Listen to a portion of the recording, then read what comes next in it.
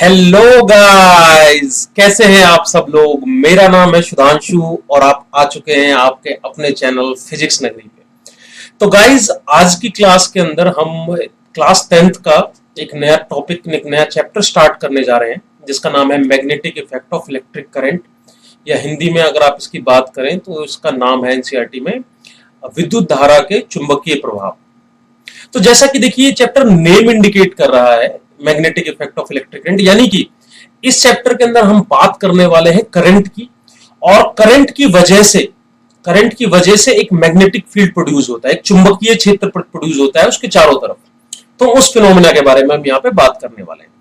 तो इसको स्टार्ट करने से पहले मैं आप लोगों को एक चीज बता दूं कि हमारे चैनल पे इलेक्ट्रिक करंट के ऊपर ऑलरेडी एक मॉड्यूल अपलोडेड है, तो अगर आप लोग उसको देख के फिर इसके ऊपर आएंगे तो आपको बेसिक एक आइडिया लग जाएगा कि करंट क्या होता है, करंट की डायरेक्शंस क्या होती है, और सब कुछ होलसम वे में आपको करंट के बारे में पता पड़ जाएगा। तो चलिए फिर हम शुरू करते हैं इस चैप्टर को। तो गाइस देखिए, बेसिकली ये magnetic effect of electric current को मैंने यहाँ पे दो मॉड्यूल्स के अंदर यहाँ पे मैंने इसको बांटा है। देखिए गाइस, ये जो चैप्टर है ये दो चीज के इर्द गिर्द घूमता रहेगा पूरा, ठीक है। ये चैप्टर आप कह सकते हैं कि ये चैप्टर एक कंसेप्चुअल बेस्ड चैप्टर है। तो यहाँ पे आपको कंसेप्ट पढ़ने हैं, और अच्छी बात यह है कि क्लास 10th के अंदर इस चैप्टर के अंदर से जो भूत है, जो न्यूमेरिकल है, वो नहीं पूछे जाते हैं यूजुअली। किसी भी बोर्ड के अंदर ना आपसे न्यूमेरिकल्स नहीं पूछे जाएंगे इस चैप्टर से, तो ये थोड़ा सा इसका प्लस पॉइंट है। लेकिन हाँ, इक्वली ये कंसेप्ट्स के टर्म में ये बहुत अच्छा चैप्टर है। कंसेप्ट्स आपको बहुत अच्छे से पता होने चाहिए, और यहाँ पे अगर आपके कंसेप्ट्स बहुत अच्छे हो जाते हैं तो क्लास 12th के अंदर जब आप जाएंगे तो ये चैप्टर दोबारा से वहां पे पढ़ाया जाएगा, तो आपको वहां पे जो है वो हेल्प मिलेगी। तो चलिए समय बर्बाद ना करते हुए स्टार्ट करते हैं। तो देखिए गाइस, यहाँ पे magnetic effect of electric current को बेसिकली हमने ना दो हिस्सों के अंदर बांट रखा है। पहला हिस्सा है हमारा, that is magnetic effect of electric current, ये जो आप देख रहे हैं यहाँ पे MEEC, और दूसरा है हमारा EMI, जिसको हम बोलते हैं इलेक्ट्रोमैग्नेटिक इंडक्शन। तो देखिए, ये पूरा चैप्टर इन दोनों टॉपिक्स के ही आजू बाजू में घूमता रहेगा, ठीक है। कैसे घूमेगा, अब हम वन बाय वन करके इसकी बात कर लेते हैं। देखिए, अगर मैं बात करूं magnetic effect of electric current की, तो देखिए magnetic effect of electric current जो होता है वो बेसिकली मेरा क्या होता है। तो इसको समझने के लिए हम मानते हैं कि देखिए फॉर एग्जांपल कि यहां पे हमने एक वायर ले ली है, ठीक है, और इस वायर को हमने एक बैटरी के साथ इसको हमने कनेक्ट कर दिया है कुछ इस तरीके से, ठीक है। This is the positive terminal, this is the negative terminal. तो उसके अंदर जो करंट है वो कुछ इस पर्टिकुलर फैशन के अंदर मूव करेगा। This is the direction of current here in this particular circuit.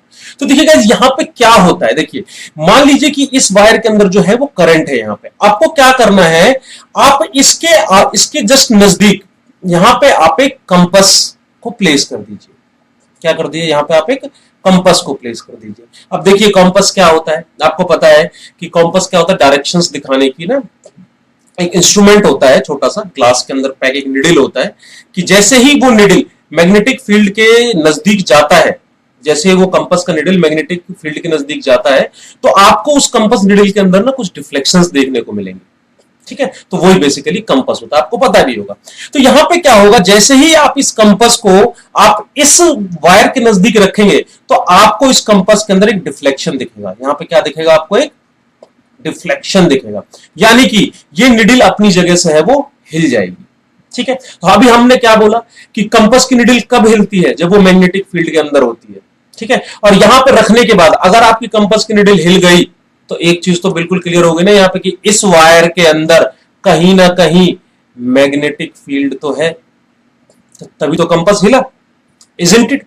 अच्छा, तो देखिए इसको डिफाइन करने के लिए हमने ऊपर क्या लिखा है कि generating of magnetic field around a conductor when current is passed through it. देखिए magnetic effect of electric current basically क्या होता है कि अगर आपको मैग्नेटिक फील्ड जनरेट करनी है, अगर आप किसी वायर के चारों तरफ अगर आप मैग्नेटिक फील्ड को जनरेट करना चाहते हैं, तो पहली कंडीशन क्या होगी कि उस वायर के अंदर करंट होना जरूरी है।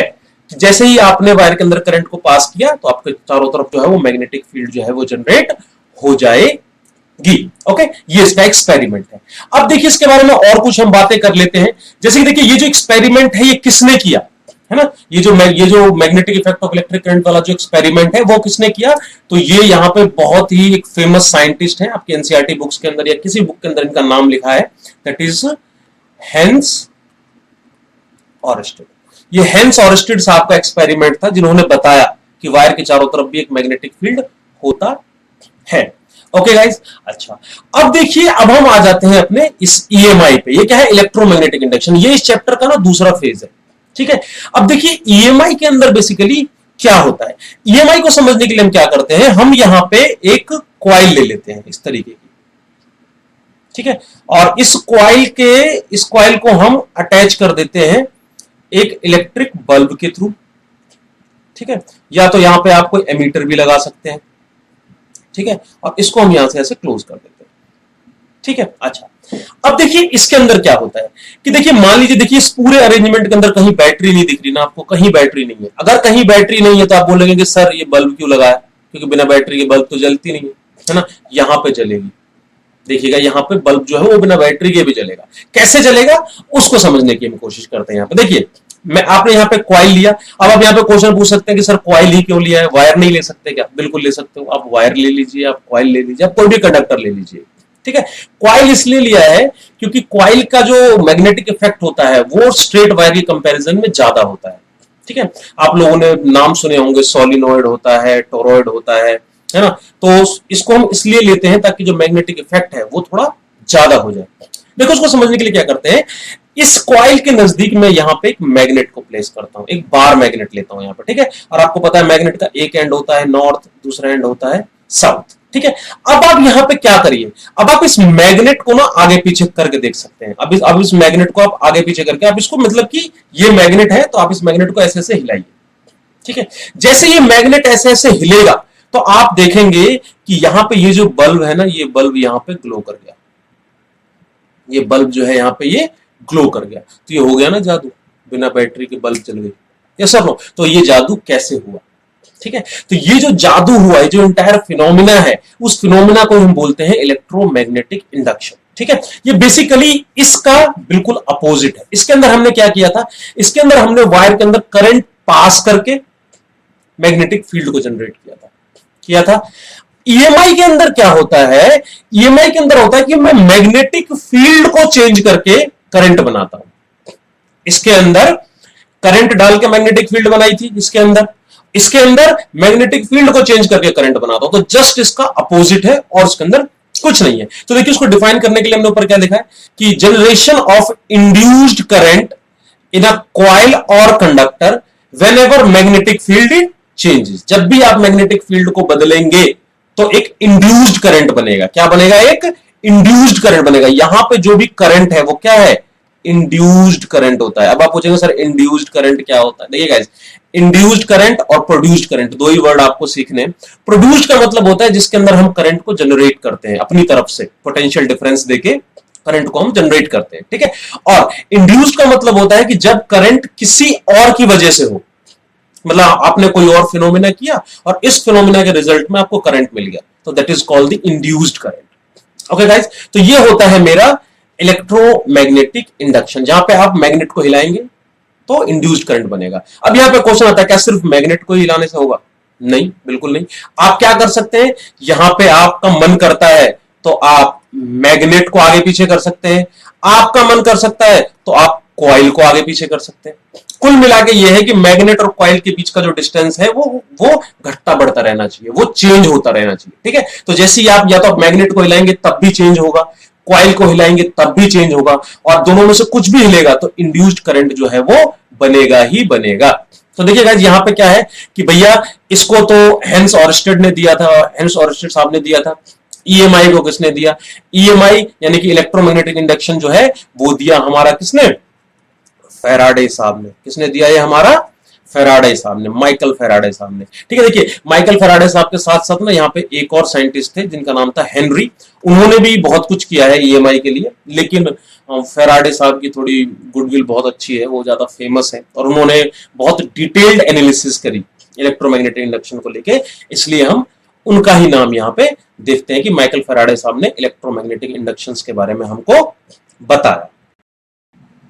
अब हम देखते हैं इससे आगे कि गाइस यहां पे देखिए, यहां पे मैं एक चीज आपको सिंपल तरीके से लिख देता हूं कि magnetic effect of electric current के अंदर हमने क्या किया था, हमने करंट दिया और हमने मैग्नेटिक फील्ड बनाया। बनाया या नहीं बनाया? ओके। ईएमआई के अंदर हमने क्या किया गाइस? ईएमआई के अंदर हमने मैग्नेटिक फील्ड को चेंज किया और हमें करंट मिला। ठीक है। अब बात आती है कि सर ये पढ़ा क्यों रहे हो, इसको पढ़ाने का मतलब क्या है ना? कुल मिलाकर कुछ बच्चों को सिर्फ मतलब होता है नंबर से, नंबर कहां से आएंगे सर, ये पूछा जाएगा क्या पेपर में? है तो आंसर है नहीं, ये नहीं पूछा जाएगा आप लोगों से कि भाई आप इलेक्ट्रोमैग्नेटिक ये सब बताइए, ये सब नहीं पूछा जाएगा। पूछा क्या जाएगा? पूछी जाएगी इसकी एप्लीकेशन।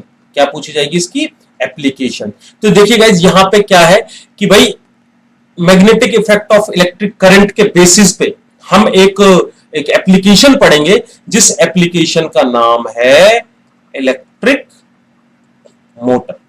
क्या है इसका नाम? Electric motor. ठीक है। और तो इलेक्ट्रिक मोटर का जो कुछ भी फिनोमिना होता है, आप लोगों ने देखा होगा ना, आपको ऊपर पंखा चलता है, नीचे बेबी सोती है ना, तो ऊपर पंखा क्यों चलता है? ऊपर पंखा इसलिए चलता है क्योंकि उसके अंदर magnetic effect of electric current होता है। समझ में आई बात? अच्छा, ये बहुत इंपॉर्टेंट टॉपिक है इलेक्ट्रिक मोटर। अगर आप बोर्ड्स की बात करें ना, तो 10 बोर्ड में से अप्रोक्सीमेटली 9 बोर्ड्स के अंदर हर साल किसी ना किसी फॉर्म में आपको इलेक्ट्रिक मोटर देखने को मिल जाएगा। ठीक है। और मैं बेसिकली अभी हरियाणा में रहता हूं, तो हरियाणा बोर्ड का तो ये एकदम आप कह सकते हो कि हरियाणा बोर्ड का इस चैप्टर का ये ब्रांड एम्बेसडर है। हर साल पूछा जाता है इलेक्ट्रिक मोटर क्या होता है, इसके कार्यों के बारे में बताइए, इसका सिद्धांत बताइए, ये काम कैसे करता है, इसके पार्ट्स के बारे में बताइए। तो बहुत इंपॉर्टेंट टॉपिक है। ठीक है। तो हमारा काम क्या है? हमें इसका एप्लीकेशन पढ़नी है, और इसकी एप्लीकेशन क्या है? Electric motor. अच्छा, तो भाई साहब अब ईएमआई की एप्लीकेशन क्या है? देखो ईएमआई की एप्लीकेशन जो है दैट इज जनरेटर। जनरेटर आपका कैसा भी हो सकता है, एसी जनरेटर हो जाएगा, डीसी जनरेटर हो जाएगा। बहुत सारे लोग इसको डायनेमो के नाम से जानते हैं। जो लोग पबजी खेलते हैं उनको बहुत अच्छे से पता होगा डायनेमो कौन है ना? हाँ, उसी से इंस्पायर्ड होके उस बंदे ने भी नाम रखा है डायनेमो। ओके, तो देखिए इसको आप डायनो भी बोल सकते हैं, जनरेटर भी बोल सकते हैं। ठीक है। तो ये इसकी एप्लीकेशन है। यहाँ पे ये एप्लीकेशन भी बहुत इंपॉर्टेंट है, हर बोर्ड के अंदर पूछी जाती है। हरियाणा बोर्ड के अंदर तो कंफर्म पूछी जाएगी, उसकी मैं गारंटी ले सकता हूं। ठीक है। तो यहां पे मुझे एप्लीकेशंस के अंदर डील करनी है। ओके गाइस, तो ये हो गई हमारी दोनों चीजें, magnetic effect of electric current और इलेक्ट्रोमैग्नेटिक इंडक्शन क्या होता है। ठीक है। अब देखिए, आपने करंट के बारे में तो आपने ऑलरेडी एक चैप्टर पढ़ा है, बहुत डिटेल में आपने करंट को पढ़ा है, रेजिस्टेंस क्या होता है, सीरीज कनेक्शन क्या होते हैं, पैरेलल कनेक्शंस क्या होते हैं, एवरीथिंग। लेकिन मैग्नेट के बारे में तो ज्यादा नॉलेज है नहीं, अभी अपन को नहीं है ना? ओके, चलिए तो अब मैग्नेट के बारे में थोड़ी सी नॉलेज इकट्ठी करने की कोशिश करते हैं। तो यहां पे हम स्टार्ट करते हैं कि भैया प्रॉपर्टीज ऑफ मैग्नेट्स क्या क्या होते हैं। तो देखिए गाइस, प्रॉपर्टीज ऑफ मैग्नेट की अगर मैं आपसे बात करूंगा, तो यहां पे मैं मैग्नेट्स की कुछ कुछ प्रॉपर्टीज की बात कर लेते। देखिए कैसा होता है मैग्नेट। बेसिकली देखिए, अगर आपने मैग्नेट देखा हो तो मैग्नेट आपने इस फॉर्म में देखा होगा। इस मैग्नेट का नाम क्या होता है? इसको मैं बोलता हूं बार मैग्नेट।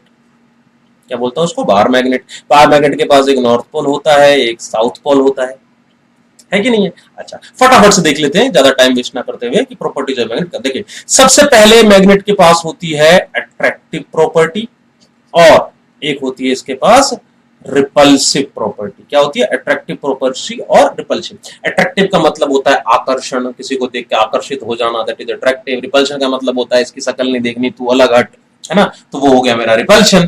तो अब देखिए अट्रैक्शन और रिपल्शन बेसिकली कैसे होता है। मान लीजिए कि आपके पास दो मैग्नेट है इस तरीके का, एक मैग्नेट है ऐसा ही, दूसरा एक बार मैग्नेट है, और अगर आपने गलती से नॉर्थ पोल, मैग्नेट के नॉर्थ पोल और दूसरे मैग्नेट के भी नॉर्थ पोल, या तो एक मैग्नेट का साउथ पोल और दूसरे मैग्नेट का भी साउथ पोल, अगर आपने इनको आजू बाजू रख दिया तो ये क्या करेंगे? ये रिपल्शन करेंगे। ये क्या करेंगे? रिपल्शन करेंगे। यानी कि नॉर्थ और नॉर्थ एक दूसरे को रिपेल करते हैं, साउथ और साउथ एक दूसरे को रिपेल करते हैं। यानी कि सेम पोल्स जो होते हैं वो क्या करते हैं? इनको रिपेल करते हैं। तो अट्रैक्ट कौन करता है? बिल्कुल अट्रैक्ट करता है एक लड़का एक लड़की को अट्रैक्ट करता है, ठीक है ना? और एक लड़की एक लड़के को अट्रैक्ट करती है ना? तो सिमिलरली इसी तरीके से यहां पे भी होता है। मान लीजिए कि यहाँ पे ये south pole of one magnet है और इसके बाजू में आपने नॉर्थ रख दिया, तो क्या हो गया? अब ये डिफरेंट पोलैरिटी हो गई ना, तो दे विल गेट अट्रैक्ट। ये क्या कर जाएंगे? यहां से ये अट्रैक्ट कर जाएंगे। ठीक है, जैसा कि हम ह्यूमन में होता है ना, एक लड़का लड़के को देख अट्रैक्ट नहीं होता ना। हाँ, मैं ट्रांसजेंडर की बात नहीं कर रहा हूँ यहाँ पे, हो सकता है बट यूजुअली केस में नहीं होता ना। हाँ, तो सिमिलरली ये है कि इसके पास पहली प्रॉपर्टी होती है that is called the attractive और रिपल्सिव प्रॉपर्टी। ठीक है, अच्छा चलिए फटाफट से इसकी दूसरी प्रॉपर्टी की बात कर लेते हैं हम। दूसरी प्रॉपर्टी के अंदर क्या होता है, दूसरी प्रॉपर्टी के अंदर देखिए यहां पर एक बड़ा सॉलिड सा ना जादू होता है। वो जादू क्या होता है, मान लीजिए कि ये आपके पास एक मैग्नेट है। ठीक है, ये हो गया इसका नॉर्थ पोल और ये हो गया इसका साउथ। ठीक है ना, हमें मजा नहीं आ रहा, हमने क्या कर दिया, इसको यहां से काट दिया। ठीक है, काट दिया तो देखिए यहाँ पे दो टुकड़े आ गए, एक ऐसा टुकड़ा आ गया मैग्नेट का और एक ऐसा टुकड़ा आ गया। तो यहां पे आपको जादू ये देखने को मिलेगा कि देखिए भाई, आपने क्या सोचा था कि अगर मैं ये साउथ है इस नॉर्थ है, अगर इसको अगर मैं काट दूं तो एक हिस्सा साउथ साउथ बन जाएगा, एक हिस्सा नॉर्थ नॉर्थ बन जाएगा। प्रिडिक्शन तो यही थी ना, लेकिन ऐसा हुआ ही नहीं। क्या हो गया भाई, जैसे ही हमने इसको काटा हमने देखा कि भाई यहाँ पे ऑटोमेटिकली एक नॉर्थ जनरेट हो गया, ये साउथ तो था ही, यहाँ पे नॉर्थ था, यहाँ ऑटोमेटिकली एक साउथ जनरेट हो गया, है ना। ये जादू है ना, अपने आप ही एक चीज जनरेट हो जाती है। फिर आप इसको और काट लो, इसको आप और काट लो, आप मैग्नेट को जितना भी बार मर्जी बार काट लो, हर बार ये अपना अपोजिट पोल जो है वो जनरेट कर ही लेगा। इसको काट देंगे तो मान लीजिए यहाँ पे छोटा सा मैग्नेट आ गया तो ये साउथ है, यहाँ पे ऑटोमेटिकली नॉर्थ जनरेट हो जाएगा। ठीक है ना, तो ये मैजिक है यहाँ पे। क्या होता है कि जितनी बार आप काटेंगे उतनी बार मैग्नेट जो है वो अपना अपोजिट पोल बना ही लेगा कुछ भी करके। ठीक है, ओके, अब हम मूव करते हैं इसकी तीसरी प्रॉपर्टी के ऊपर। तीसरी प्रॉपर्टी क्या कहती है भाई, तीसरी प्रॉपर्टी हमारी ये कहती है कि अगर आप किसी मैग्नेट को, अगर आपने मान लीजिए ये मैग्नेट है, इसको आपने थ्रेड से बांध दिया है किसी धागे से और आपने इसको लटका दिया ऐसे फ्रीली, है ना। अगर आपने इसको फ्रीली लटका दिया तो ये क्या करेगा, अगर आपने इसको फ्रीली लटका दिया तो ये हमेशा क्या करेगा, ये नॉर्थ साउथ डायरेक्शन में ही आ जाएगा बार बार। किस में आ जाएगा, ये नॉर्थ साउथ डायरेक्शन में ही आ जाएगा बार बार। ठीक है, आप इसको टांग के कहीं भी घुमा के छोड़ दें, है ना, तो जहां पे आके ये रुकेगा ना, वो डायरेक्शन क्या होगी, वो नॉर्थ साउथ की डायरेक्शन होगी। ठीक है, तो ये इसकी तीसरी प्रॉपर्टी हो गई। अच्छा चलिए अब इसकी चौथी प्रॉपर्टी की तरफ को हम मूव करते हैं, है ना। चौथी प्रॉपर्टी जो होती है इसकी, वो क्या होती है, देखिए चौथी प्रॉपर्टी की अगर मैं बात करूं तो बेसिकली मैग्नेट की प्रॉपर्टी आप इसको डायरेक्टली नहीं कह सकते, आप इसको बोल सकते हैं कि ये मेरी मैग्नेटिक फील्ड लाइन की प्रॉपर्टी है। क्या है मेरी, ये मैग्नेटिक फील्ड लाइन की प्रॉपर्टी है। तो मैग्नेटिक फील्ड लाइन की प्रॉपर्टी देखिए क्या होती है, देखिए मान लीजिए ये मैग्नेट है, ठीक है, ये मेरा नॉर्थ पोल है, ये मेरा साउथ पोल है। अगर ये मैग्नेट है तो इसके नजदीक अगर मैं कोई भी आयरन पीस लेकर आता हूं या मैं एक कील ले आता हूं लोहे की, तो क्या होता है, वो कील जो है वो अट्रैक्ट हो जाती है ना। मैंने यहां पे बोला कि नॉर्थ के नजदीक आप नॉर्थ ले जाएंगे तो रिपेल करता है। देखिए बीच में गैप है या नहीं है, इस बीच में गैप है, इस बीच में गैप है, यहां पे भी गैप है ना। तो देखिए ये डायरेक्टली टच किए बिना ही एक दूसरे को रिपेल और अट्रैक्ट कर देता है। ठीक है, ऐसा क्यों होता है, ठीक है, यानी कि उसके स्पेस के बीच में कुछ ना कुछ तो ऐसा होगा जो अट्रैक्शन और रिपल्सन को के फिनोमेना को परफॉर्म करता है ना। तो देखिए उस खाली स्पेस के बीच में मैग्नेटिक फील्ड लाइंस होती है। क्या होती है, मैग्नेटिक फील्ड लाइंस होती है। और मैं आपको बता दूं ये लाइंस बिल्कुल ही क्या होती है, इमेजिनरी होती है। ठीक है, ये आपको दिखेंगे नहीं, कहीं आप देखने बैठ जाए कि मैग्नेट है यहाँ पे लाइन ना देखते हैं कैसी लाइन दिखती है, हरी है कि नीली है कि पीली है, तो लाइन आपको दिखेंगे नहीं। ये लाइंस कैसी होती है, टोटली इमेजिनरी लाइंस होती है। ठीक है, अब इसकी प्रॉपर्टी की बात करते हैं। अगर इसकी प्रॉपर्टी की मैं बात करूं तो यहाँ पे एक दो चीज आपको याद रखनी है कि मैग्नेट से जो लाइन है, जो इलेक्ट्रिक फील्ड, जो मैग्नेटिक फील्ड लाइंस है, वो नॉर्थ की साइड से हमेशा निकलती है, ठीक है, और साउथ की साइड से हमेशा एंटर करती है। यानी कि अगर यहां से कोई लाइन ऐसे निकलेगी तो वो इस साउथ की तरफ को ऐसे एंटर कर जाएगी। ठीक है, यहां से अगर कोई लाइन निकलेगी तो वो इस साउथ की तरफ को ऐसे एंटर कर जाएगी। क्लियर है। तो देखिए यहां पे दो चीजें मैं बता सकता हूं कि भाई मैग्नेटिक फील्ड की डायरेक्शन कैसी होती है, फ्रॉम नॉर्थ टू साउथ, है ना, नॉर्थ टू साउथ। लेकिन यहाँ पे कुछ कुछ बोर्ड्स के अंदर ना थोड़ी सी ना वो होती है कि भैया नहीं बच्चों को इतने आसानी से नंबर तो देने नहीं है, थोड़ा सा तो मेहनत करनी पड़ेगी। तो वहां पे ये पूछ देते हैं कि भाई मैग्नेटिक फील्ड की डायरेक्शन साउथ टू नॉर्थ भी होती है, ये बताओ कैसे। बहुत सिंपल आंसर है, नॉर्थ टू साउथ की अगर मैं बात करूं तो ये कहां होगा, ये होगा मेरा आउटसाइड ऑफ मैग्नेट। क्या होगा मेरा, ये आउटसाइड ऑफ मैग्नेट। ठीक है, और अगर मैं बात करूं साउथ टू नॉर्थ की तो ये क्या होगा, ये होगा मेरा इनसाइड द मैग्नेट। क्या होगा मेरा, ये inside the inside the magnet. तो देखिए ये मैग्नेट है, मैग्नेट के बाहर देखिए नॉर्थ टू साउथ हर जगह जा रहा है। अगर मैं इनसाइड की बात करूं तो ये मैग्नेटिक फील्ड लाइंस यहाँ पे ऐसे होती है, इस तरीके से होती है। तो ये हो गई ना साउथ टू नॉर्थ, है ना। तो यहाँ पे दो चीजें याद रखनी है कि भाई नॉर्थ टू साउथ होती है मैग्नेटिक फील्ड की लाइंस, लेकिन वो कहाँ होती है, आउटसाइड ऑफ द मैग्नेट। और साउथ टू नॉर्थ भी होती है मैग्नेटिक फील्ड की लाइन, मैग्नेटिक फील्ड लाइन की डायरेक्शन, लेकिन वो कहाँ होती है, वो इनसाइड द मैग्नेट। ठीक है, तो यहाँ पे हमने 4 प्रॉपर्टी की बात कर ली। अब हम बात करें कहाँ पे, अब हम चले जाते हैं अपने 5वीं प्रॉपर्टी के ऊपर। तो देखिएगा जी यहाँ पे 5वीं प्रॉपर्टी जो है वो हमारी क्या है, ये बहुत इंपॉर्टेंट प्रॉपर्टी है। ठीक है, इवन लिखिए 12th क्लास में भी बार बार पूछी जाती है और आप लोगों से भी जो है ये बार बार पूछी जाएगी। ठीक है, क्या होता है कि क्वेश्चन आता है, एक क्वेश्चन आता है बार बार हमारे एग्जाम्स में कि why do magnetic field lines never intersect each other. Notebook लेके देख रहे हैं आप तो उसको लिख लीजिए इस क्वेश्चन को कि why do magnetic field lines never intersect each other. ठीक है, तो 5वीं प्रॉपर्टी हमारी वही है कि हम क्या बोलते हैं कि मैग्नेटिक फील्ड लाइन जो है वो कभी भी इंटरसेक्ट नहीं करती एक दूसरे को। क्यों नहीं करती, क्या मसला होता है, तो इसको जानने से पहले मैं एक और चीज यहां पे बताना चाहता हूं, that is called the direction of magnetic field. ठीक है गाइस, अब देखिए डायरेक्शन कैसे पता पड़ती है। मान लीजिए ये कोई एक लाइन है, मैग्नेटिक फील्ड लाइन से, ठीक है ना। अब मैंने बोला कि भाई साहब मुझे ये बताइए, ये इस तरीके से मैंने बताया कि भाई साहब मेरे को बताइए कि इस पर्टिकुलर पॉइंट पी पे मैग्नेटिक फील्ड्स कैसी हैं या मैग्नेटिक फील्ड की डायरेक्शन क्या है। तो इसको समझने के लिए आपको एक चीज की हेल्प लेनी पड़ती है, that is called the tangent. इसको हिंदी में हम बोलते हैं स्पर्श रेखा, है ना। किसी भी चीज को स्पर्श करती हुई कोई रेखा निकल जाए तो उसको हम क्या बोल देते हैं, स्पर्श रेखा। तो हमें क्या करना है, मान लीजिए इस पॉइंट पी पे आपको डायरेक्शन पता करनी है, तो आप इस पी पॉइंट के ऊपर एक टेंजेंट ड्रॉ करेंगे इन सच ए वे कि ये इस कर्व को टच करता हुआ निकल जाए। ऐसे यहां पे अगर मैं बात करूं तो इस तरीके से लाइन निकल जाए, यहां पे बात करूं तो इस तरीके से लाइन निकल जाए, है ना। तो हम क्या बोलेंगे, इस पॉइंट पी पे डायरेक्शन क्या है, ऐसी है। इस पे डायरेक्शन कैसी है, ऐसी है। इस पे डायरेक्शन कैसी है, ऐसी है। ठीक है, तो अगर अगर आपसे ये क्वेश्चन पूछा जाता है कि how to determine the direction of magnetic field, तो आपका आंसर क्या होना चाहिए, to determine the magnetic field just draw tangent. जिस पॉइंट पे निकालना है उस पॉइंट पे आप टेंजेंट ड्रॉ कर दे, वो आपको मैग्नेटिक फील्ड बता देगा। ठीक है, इसी फिनोमिना के अंदर नेवर इंटरसेक्ट वाला भी फिनोमिना लाई करता है। कैसे लाई करता है, मान लीजिए कि भाई एक मैग्नेटिक फील्ड लाइन तो ये रही, ठीक है, दूसरी मैग्नेटिक फील्ड लाइन ये रही। मैंने बोला इंटरसेक्ट नहीं करते, लेकिन यहाँ पे देखिए इंटरसेक्ट हो गया। अगर भाई साहब यहाँ पे ये इंटरसेक्ट हो गया तो देवियों और सज्जनों कैसे बात बनेगी। मैंने बोला था भाई कि आप डायरेक्शन के लिए आप टेंजेंट ड्रॉ कर ले।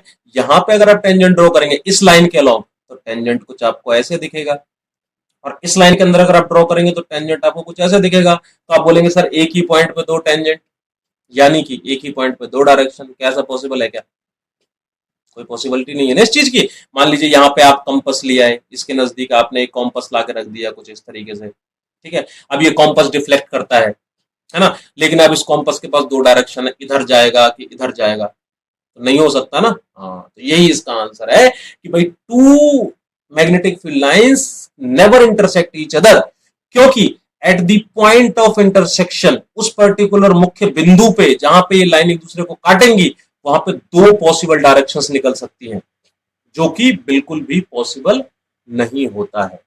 आप नहीं दो डायरेक्शंस को आप एज्यूम कर सकते हैं एक पर्टिकुलर पॉइंट के ऊपर। ओके गाइस, तो यहाँ पे ये जो है ये अगेन बहुत इंपॉर्टेंट आपका जो प्रॉपर्टी है, ये वाली जो प्रॉपर्टी है, नेवर इंटरसेक्ट ईच अदर और डायरेक्शन ऑफ मैग्नेटिक फील्ड, इसको मैं 6 प्रॉपर्टी मान लेता हूँ यहाँ पे। ठीक है, तो ये दोनों प्रॉपर्टी हमारी बहुत इंपॉर्टेंट है, आपको बिल्कुल पता होनी चाहिए। ठीक है, तो इससे नेक्स्ट क्लास के अंदर हम बात करने वाले हैं ऑर्स्टेड साहब की। ऑर्स्टेड साहब ने बहुत सुंदर सुंदर एक्सपेरिमेंट किए हैं, है ना। तो उन एक्सपेरिमेंटों के बारे में हम बात करेंगे और देखेंगे भाई कैसे कैसे फर्दर जो है वो चीजें होती है। तो इस क्लास के अंदर सिर्फ इतना ही, आप इसको पढ़ लेना, magnetic effect of electric current क्या होता है, इलेक्ट्रोमैग्नेटिक इंडक्शंस क्या होते हैं, और जितनी भी properties of magnetic field lines हैं, आप इन प्रॉपर्टीज को आप एक बार देख सकते हैं। ठीक है, और इसके में एक मैंने डायग्राम्स यहाँ पे बहुत अच्छे नहीं बनाए हैं, तो इसके लिए आप एक बार एनसीईआरटी को की हेल्प ले सकते हैं, या कोई भी आप रेफरेंस बुक जो भी आप पढ़ते हैं उसकी आप हेल्प ले सकते हैं। उसके अंदर आपको एक स्पेसिफिक डायग्राम देखने को मिल जाएगा। ठीक है, तो इस क्लास के अंदर सिर्फ इतना ही, तो मिलते हैं आपसे अगली क्लास के अंदर। तब तक के लिए बाय बाय, ख्याल रखें अपना। जून जुलाई का टाइम है, कोरोना वायरस जो है वो एकदम पीक पे पहुंचने वाला है। तो प्लीज प्लीज प्लीज मेरा रिक्वेस्ट है आप सबसे कि भाई लोग, देवियों और सज्जनों, आप अपने घर में बने रहें, पढ़ते रहें, यूट्यूब का, इंटरनेट का पूरा फायदा उठाएं। सिलेबस की चिंता बिल्कुल ना करें, बिल्कुल सिलेबस कंप्लीट हो जाएगा आप लोगों का। स्कूल नहीं भी जाएंगे तब भी सिलेबस कंप्लीट हो जाएगा, ठीक है ना। तो इसी के साथ साथ बाय बाय, मिलते हैं आपसे नेक्स्ट क्लास के अंदर। और एक और चीज, आपको किसी तरीके का कोई डाउट है तो आप मुझे सोशल मीडिया पे फॉलो कर सकते हैं, वहां पे आप मुझे क्वेश्चंस पूछ सकते हैं। जो भी क्वेश्चन है, थ्योरेटिकल है, न्यूमेरिकल है, बोर्ड का है, जेई का है, नीट का है, कुछ भी क्वेश्चन आप पूछ सकते हैं। मैं उसके लिए बिल्कुल तैयार हूँ और लीस्ट पॉसिबल टाइम में मैं आपको उन सबका आंसर दूँ। Bye bye.